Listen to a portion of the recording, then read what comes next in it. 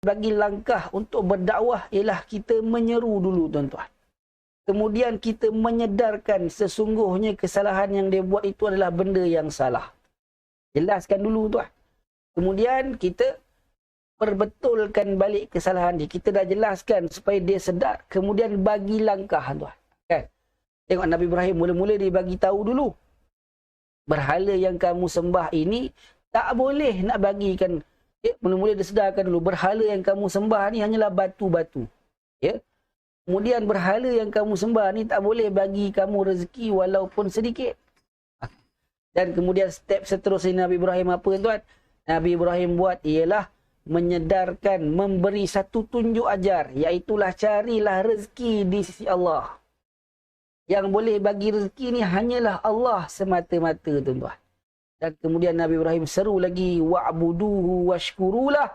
Sembahlah kamu pada Allah dan bersyukurlah kepadanya. Syukurlah hanya kepada Allah Subhanahu wa taala saja tuan. Dan yang terakhir Nabi Ibrahim bagi satu ayat yang membolehkan kita kembali betul-betul kepada Allah untuk menginsafi diri kita.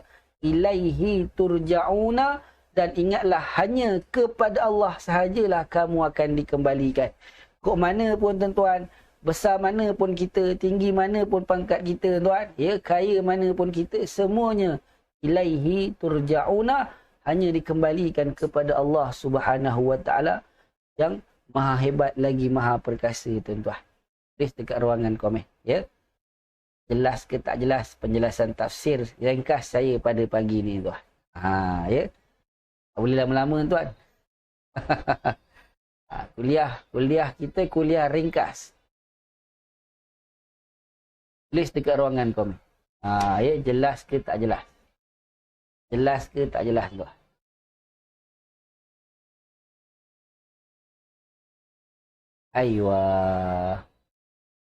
Aywa, mumtaz. Mumtaz, terbaik. Ya, terbaik. Okey. Baik. Jadi kita nak masuk tuan-tuan kepada sesi perbahasan bahasa Arab. Semua kata jelas. Baik. Sebelum kita nak bahaskan untuk perbahasan bahasa Arab, saya nak tuan-tuan tengok sekejap pada ayat kita tadi. Ada satu perkara penting yang saya nak sebutkan pada pagi ni tuan-tuan terkait dengan kalimah dalam ayat kita tuan. Tengok dulu. Kalau tuan-tuan tengok dalam ayat kita ni, kita ada dua kalimah yang tampak berbeza daripada ejaan, tapi terjemahannya sama tuan-tuan. Kan? Yang mana ustaz? Ni, tengok pada yang pertama, rizqan, terjemahannya rezeki. Ya, rizqan, terjemahannya rezeki. Kemudian kalimah yang kedua, kita ada ar-rizqah, terjemahannya pun rezeki. Kan? Jadi tuan, kalau tengok-tengok, ejaannya macam beza. Kenapa? Terjemahannya sama. Rizqan pun rezeki. Ar-rizqah pun rezeki. Baik, yang ini tuan-tuan tengok pada saya. Itu isu yang kita bangkitkan tuan-tuan. Ya, itu isu yang kita bangkitkan. Kan? Dua kalimah yang ejaannya berbeza. Kan? Tapi kenapa terjemahannya sama? Tak ada beza. Tengok tuan. Yang pertama kita ada kalimah rizqan. Ya. Yang pertama kita ada kalimah rizqan. Ya. Kemudian yang kedua kita ada kalimah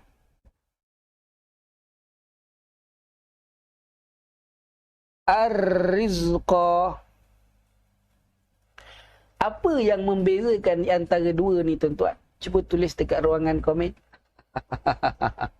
Apa yang membezakan di antara rizqan dengan ar-rizqah ni sebenarnya? Cuba tulis dekat ruangan komen tuan.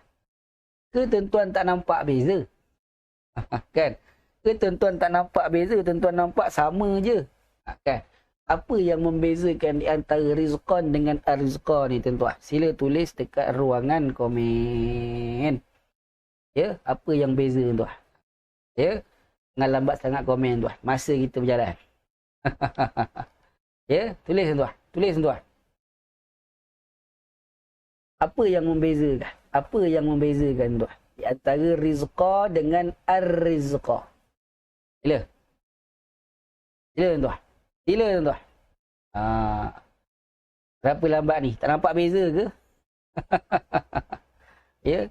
Yang lambat-lambat ni tak nampak beza ke? Nampak sama je? Ya, jawapannya tuan-tuan, perbezaannya pada kalimah rizqan, kita tak ada alif lam. Boleh? Pada kalimah rizqan, kita tak ada alif lam. Dia rizqa sahaja. Puan Norini Ahmad, macam mana ada kata kerja? Tak ada kata kerja. Ni dua-dua kata nama. Ya? Perbezaan yang kedua, ya, rizqan tak ada alif lam. Ar-rizqa ada alif lam. Itu sahaja. Ya. Ya, yang jauh sangat tu kenapa? Satu ada alif lam dengan hamzah wasal, satu lagi tanwin. Panjang sangat. Beza dia ada alif lam dengan tak ada alif lam. Tu sahaja tuan. Baik. Jadi tuan, ya, kenapa Allah guna yang pertama rizqan tanpa ada alif lam, dan kalimah kedua Allah guna rizqa dengan ada alif lam. Sebutannya ar-rizqah. Baik, tengok pada saya tuan. Tengok pada saya tuan. Kita dah belajar tuan-tuan pada awal dulu, episod yang keempat ke yang kelima lah tuan, saya tak ingat kan. Ya. Kalimah yang ada alif lam dengan kalimah yang tak ada alif lam. Untuk kalimah yang tak ada alif lam tuan-tuan, kebiasaannya ya, dia menunjukkan pada makna yang umum. Kan? Bila kalimah itu dia tak ada alif lam, bermakna kalimah itu dia menunjukkan makna yang umum. Contoh yang saya pernah bagi dulu tuan. Ya, saya katakan kepada Ahmad, "Wahai Ahmad, sila ambil pen." Ada alif lam tak? Tak ada. Jadi Ahmad kalau dengar perkataan pen, dia boleh ambil pen mana-mana saja yang dia nak. Pen merah ke, pen biru ke, pen marker ke, yang penting pen. Tapi kalaulah saya katakan pada Ahmad, "Wahai Ahmad, sila ambil al-pen." Ada alif lam tak? Ada. Waktu itu Ahmad kena tanya, pen yang mana? Sebab apa? Alif lam kita dah belajar. Apabila kalimah tersebut ada alif lam, dia sedang menunjukkan makna yang spesifik ataupun makna yang khusus. Itu yang membezakan tuan-tuan. Tulis dekat ruangan komen ni. Ingat lagi ke dah lupa tuan? Ingat lagi ke dah lupa tuan? Ini masih topik ulangan. Kita ulang topik yang kita belajar awal dulu tuan. Episod 4, episod 5 dulu tuan. Tulis dekat ruangan komen. Ya, jadi ketika kalimah itu tak ada alif lam, bermakna makna kalimah tersebut menunjukkan umum. Contoh macam tadi, ambil pen. Maka Ahmad boleh ambil pen mana-mana saja. Tapi kalau ada alif lam, dia menunjukkan pada makna yang khusus. Jadi Ahmad kalau dengar saya kata ambilkan al-pen, dia tak boleh terus pergi ambil pen. Dia kena tanya saya pen yang mana. Boleh saya kata pen yang warna merah, baru beli semalam di kedai sekian-sekian. Khusus. Ya. Aywa. Terbaik. Terbaik. Ingat, ada yang kata baru ingat. Baik tuan-tuan. Tengok lagi tuan. Jadi tuan-tuan, bila kita dah tahu kenapa kalimah ni, apa makna bila tak ada alif lam, apa makna bila ada alif lam, bermakna kita tahu. Kalimah yang pertama Allah guna rizqan, bermakna dia sedang menunjukkan pada makna yang umum. Ya. Dan kalimah yang kedua ada alif lam, dia ada makna yang khusus. Tengok dulu tuan. Tengok dulu tuan. Ya. Tengok pada rizqan. Rizqan dia bermula dengan innalladzi, kan, sampailah la yamlikuna lakum rizqa. Ya. La yamlikuna lakum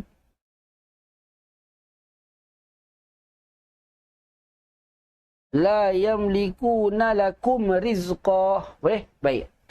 Tengok tuan-tuan pada kalimah rizqa ni ada alif lam ke tak ada alif lam? Jawapannya tak ada alif lam.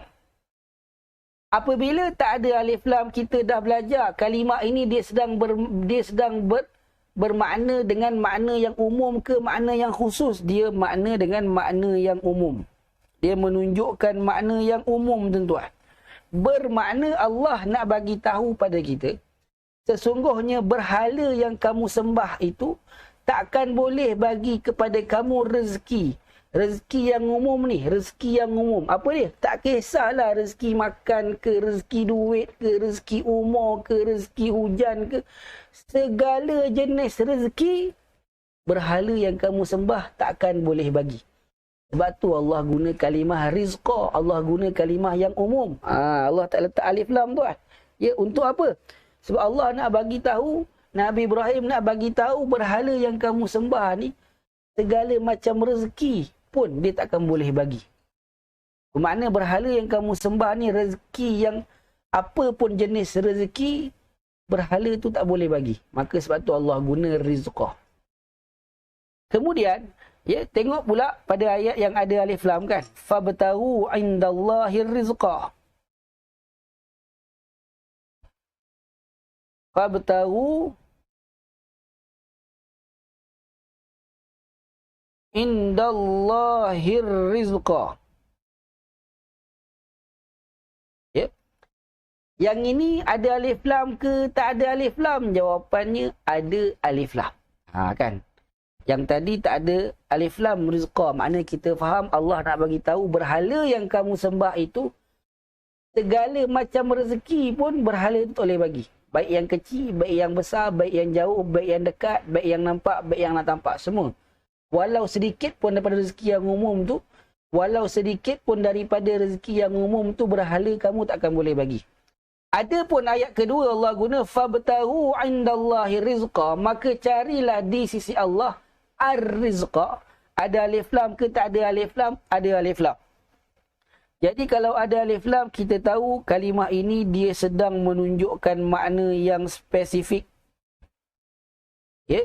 Macam mana cara kita nak tahu tuan-tuan makna yang spesifik untuk kalimah ar-rizqa ni tuan-tuan? Tulis dekat ruangan komen. Tulis dekat ruangan komen tuan. Tulis. Tulis tuan-tuan dekat ruangan komen. Tulis dekat ruangan komen. Kita dah belajar dulu. Waktu kita bahaskan alif lam ni tuan-tuan, kita dah bahas. Makna yang spesifik ni kita tak boleh terjemah ikut kepala kita. Ya, kita tak boleh suka-suka. Oh, ada alif lam bermakna ada makna spesifik. Maka kita pun cuba-cuba tikam. Agak-agaknya makna spesifiknya, tak boleh. Ada benda yang kita nak kena rujuk tuan-tuan. Macam mana kita nak tahu makna spesifik untuk kalimah ar-rizqah? Tulis dekat ruangan komen. Ya, tulis dekat ruangan komen tuan-tuan. Tulis dekat ruangan komen. Macam mana tuan? Hari ni serba lambat komen ni. Kenapa ni? Ya? Masing-masing sedang refresh ke? Tulis tuan-tuan. Kita dah belajar ni. Bukan baru belajar, dah belajar. Ada kaedah untuk kita nak tahu makna spesifik bagi kalimah yang ada alif lam kan? Macam mana cara dia? Macam mana cara dia? Puan Rafi'ah Yahya, alif lam ni, ada alif lam menunjukkan kalimah ini ada makna yang spesifik. Soalan saya, macam mana nak tahu makna spesifik untuk kalimah tersebut? Ya, kena faham soalan tu. Ya, fahmus soal nisful jawab. Faham soalan separuh daripada jawapan. Puan Bunga tak faham soalan. Macam mana boleh tak faham? Soalan ni saya tanya dulu lagi.